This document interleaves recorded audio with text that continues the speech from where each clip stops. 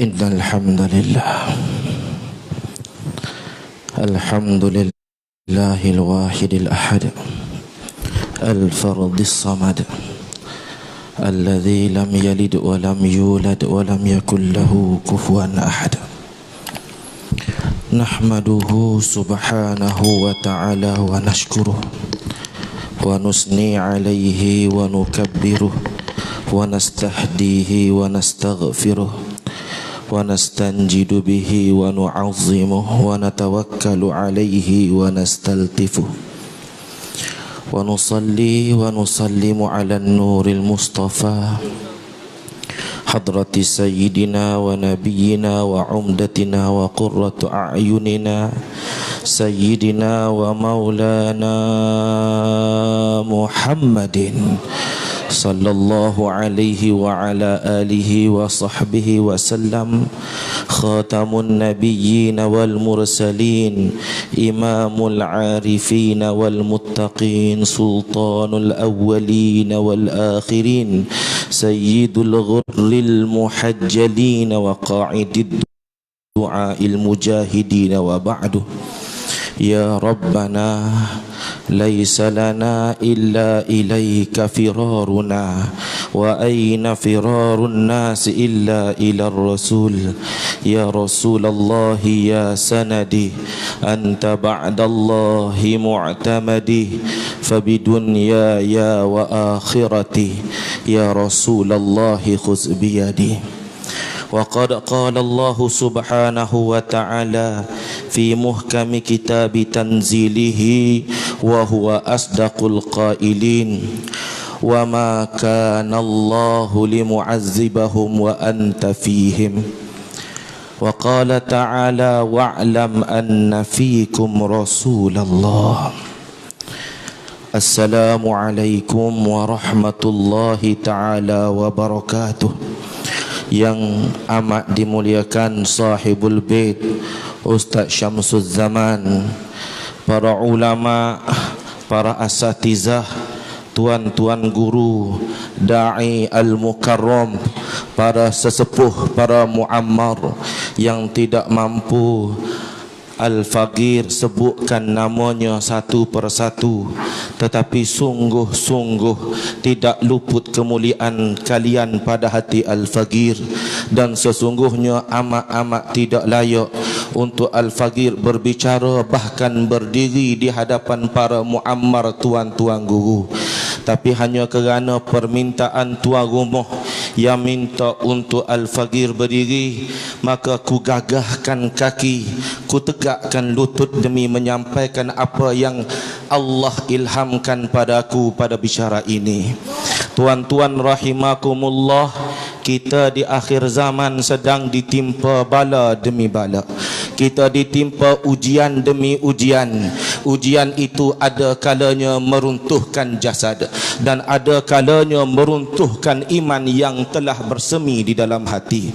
Sungguh fitnah akhir zaman ini cukup dahsyat, sehingga baginda Nabi sallallahu alaihi wasallam pernah berpesan kepada kita, badirul a'malis salihat safitanil laka ka qita'il lailil muzlim yusbihur rajulu mu'minan wa yamshi kafiran wa yamshi mu'minan wa yusbihu kafiran yabi'u dinahum bi'aradim minad dunya atau kama qala sallallahu alaihi wasallam. Hendaklah kalian bersungguh-sungguh berbuat amal kebajikan di akhir zaman, kerana nanti kalian akan ditimpa fitnah yang sungguh dahsyat.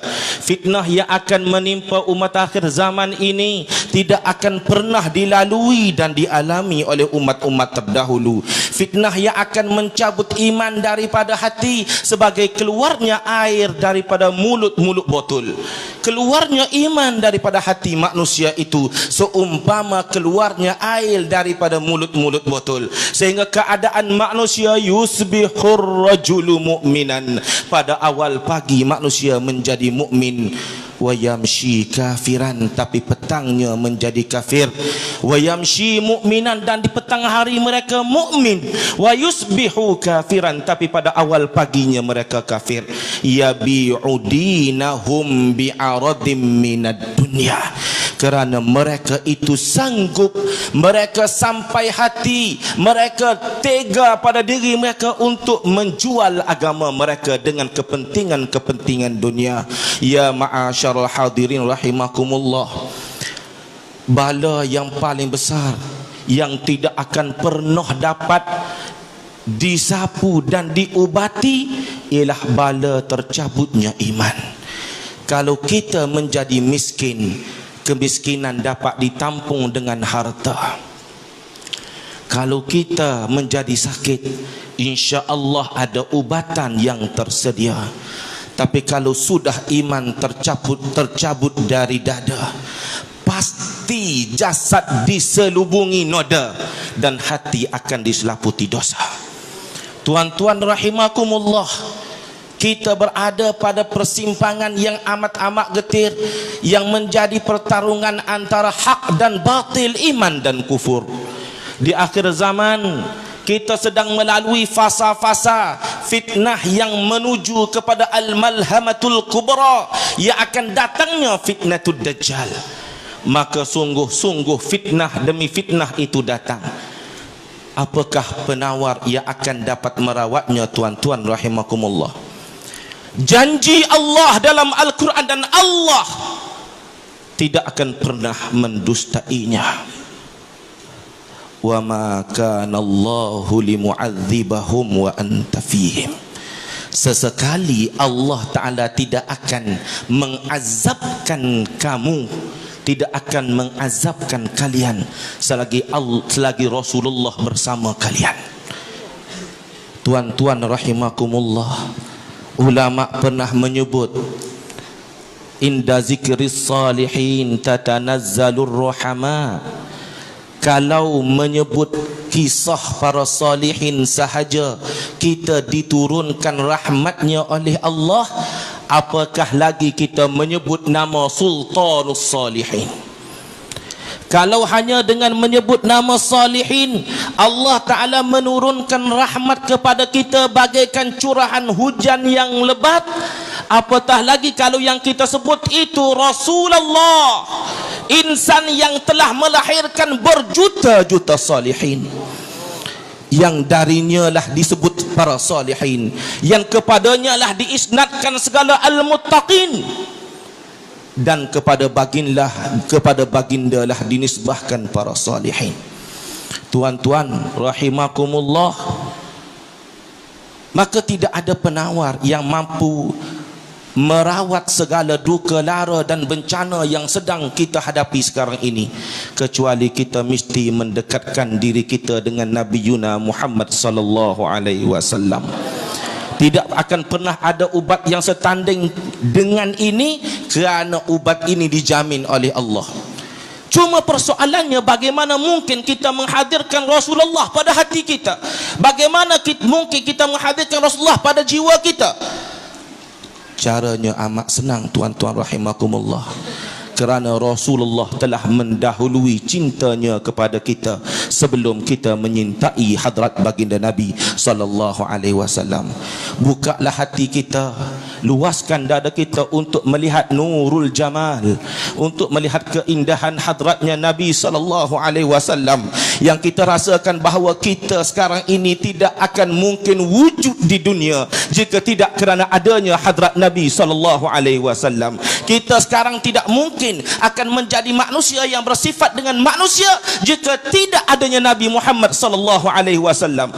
Tuan-tuan, kita hamba yang berdosa. Setiap hari kita melakukan dosa, setiap saat kita dalam keadaan lara, tapi Allah Subhanahu wa taala masih menjaga kita utuh dengan rupa manusia. Allah masih menjaga kita utuh dengan sifat kemanusiaan, tanpa Allah Taala menukar kita kepada hayawan. Perhatikanlah kisah-kisah umat-umat terdahulu. Perhatikanlah bagaimana Allah Ta'ala mengazabkan kaum-kaum Nabi terdahulu. Hanya kerana dosa yang mereka lakukan, Allah Ta'ala tukar mereka menjadi hayawan, menjadi kunu kanu qiradatan khasiin, kera yang hina dina. Hanya kerana satu kesalahan, tapi kita umat hadratin Nabi sallallahu alaihi wasallam berjuta kesalahan kita lakukan, betapa banyak maksiat yang kita ulangkan, lara yang menempel di hati kita tidak berkesudahan, tapi Jalla wa Ala tidak mengazab kita dengan menukarkan rupa kita. Ini kerana satu, tuan-tuan, kerana Allah telah berjanji dengan hadrat Nabi sallallahu alaihi wasallam sewaktu hadrat Nabi telah menjamin kepada kita, Rabbana la tu'akhizna in nasina au akhtana, Rabbana wala tahmil alaina isran kama hamaltahu ala alladhina min qablina. Karena hadrat Nabi telah membuat agreement dengan Allah. Hadrat Nabi telah membuat agreement penting dengan Allah bahawa umat baginda ini tidak akan ditimpakan bala bencana sebagaimana ditimpakan pada umat yang terdahulu. Kalau umat terdahulu azabnya disegerakan di dunia, bagi umat Nabi Muhammad azab ditangguhkan ke yaumil qiyamah. Kalau umat terdahulu jika kesalahan dilakukan ditukar menjadi kera, menjadi babi, tetapi umatnya Sayyidina Muhammad tidak ditukar tanda kemuliaannya. Itulah mulianya umat hadrat Nabi Muhammad sallallahu alaihi wa ala alihi wa sahbihi wasallam. Maka kalau kita memahami kemuliaan ini, apakah kemuliaan ini hanya terbatas pada kemuliaan maknawi sahaja? Tidak, sekali-kali tuan-tuan. Kemuliaan ini akan berterusan dan berterusan, tetapi yang paling penting, kita bukan hanya menyebut Nabi pada lidah sahaja. Kita perlu hadirkan Nabi dalam jiwa kita. Kita perlu hadirkan Nabi dalam hati kita. Kalau boleh setiap detik dan ketika, biar kerinduan pada hadrat Nabi itu terus bersemarak, kerinduan pada hadrat Nabi itu terus menyala, sehingga kita akan menjadi orang-orang yang betul-betul menyintai Nabi. Dan apabila kita menyintai Nabi, ruh kita akan dalam keadaan sentiasa tersenyum, ruh kita akan sentiasa dalam keadaan ringan, ruh kita dalam keadaan sentiasa bersegera untuk menemui kekasih yang tercinta. Sehingga bagi seorang pecinta, kematian itu bagaikan minuman sarbat dari syurga yang ia nantikan demi menemui kekasihnya. Tuan-tuan rahimakumullah, kenapakah hari ini ruh kita tersiksa, batin kita cedera, jiwa kita kecewa? Tidak lain tidak bukan kerana kita jauh dengan hadrat Nabi sallallahu alaihi wasallam. Kita mengundangkan cinta pada bibir, tapi kita dusta pada hati. Kita melafazkan cinta, kita melafazkan cinta dengan suara, tapi kita berdusta pada jiwa. Oleh itu tuan-tuan, ikutilah hadrat Nabi sallallahu alaihi wasallam dengan lafaz kita dan jiwa kita, mengamalkan sunnah-sunnah Nabi. Dan satu sunnah yang paling besar yang perlu ada dan perlu kita amalkan ialah sunnah menuntut ilmu. Alhamdulillah, kita hadir sekian kali pada majlis maulid. Majlis maulid merupakan majlis menyemarakkan rasa cinta. Tapi ingat, sesekali cinta tidak akan tumbuh tanpa ilmu. Dari itu, kita jangan hanya terhenti. Kuatkan majlis maulid, anjurkan majlis maulid, tapi para hadirin, para asatizah, jangan hanya para hadirin, jangan hanya hadir menemui ustaz, menemui asatizah pada majlis maulid, tapi hadirlah pada majlis-majlis pengajian mereka, hadirlah ke pondok-pondok mereka, hadirlah ke musalla mereka, ambil ilmu dari dada mereka, ambil warisan daripada mereka, kerana mereka merupakan pewarisnya para ulama. Al-ulama warasatul anbiya wa annal anbiya la yurisu dinaran wa dirhama. Sesungguhnya para ulama itu pewaris para nabi, dan para nabi tidak meninggalkan harta tetapi meninggalkan ilmu yang berpanjangan. Maka maulid ini merupakan sumbangsih cinta pada hadrat Nabi, tapi datanglah kepada mereka pada pengajian-pengajian mereka, hadirlah pada mereka di majlis kitab-kitab mereka, ambillah wasilah Rasulullah daripada dada-dada mereka, kerana mereka para ulama yang menjadi pewaris anbiya. Tidak cukup dengan hanya hadir pada majlis maulid, tapi dada kosong daripada ilmu, kerana talabul ilmi faridatun ala kulli muslimin wa muslimatin. Menuntut ilmu itu adalah satu kefarduan di atas tiap-tiap orang laki-laki dan perempuan. Dan kita perlu ingat, tidak mungkin memiliki ilmu tanpa berguru. Kalau menuntut ilmu itu itu adalah wajib, maka la yatimul wajib illa bihi fahuwa wajib, maka berguru juga adalah wajib. Kalau dengan Ustaz Muhaizat, kalau dengan Ustaz asatizah kita, Ustaz Mufti dan sebagainya, kita suka pada majlis maulid mereka, maka hadirkanlah juga diri kita pada majlis ilmu mereka. Hadirkanlah juga pada majlis ilmu mereka. Kita Ahlus Sunnah wal Jamaah jangan biarkan diri terkepung dengan kejahilan, kerana tidak pernah ada maksiat yang paling besar di dunia ini selain daripada maksiat jahil. Dan maksiat jahil itulah sebesar-besar maksiat yang memusnahkan. Al-Fakir rasa cukuplah sekadar itu. Sudah terlalu telajak perkataan, mohon dimaaf para sesepuh, para muammar, para asatizah, para ulama di atas kedang kalam yang Al-Fakir keluarkan. Laqad yurja li jarhi sayfi bur'un wala bur'un lima jarhal lisan. Andaikan pedang luka itu masih kan ada harapan sembuh. Jika lisan lukai hati, kemana penawar hendak dicari? 10 jari disusun, ampun dan maaf di pohon. Aku qauli hadza wa astaghfirullahal azim li wa lakum.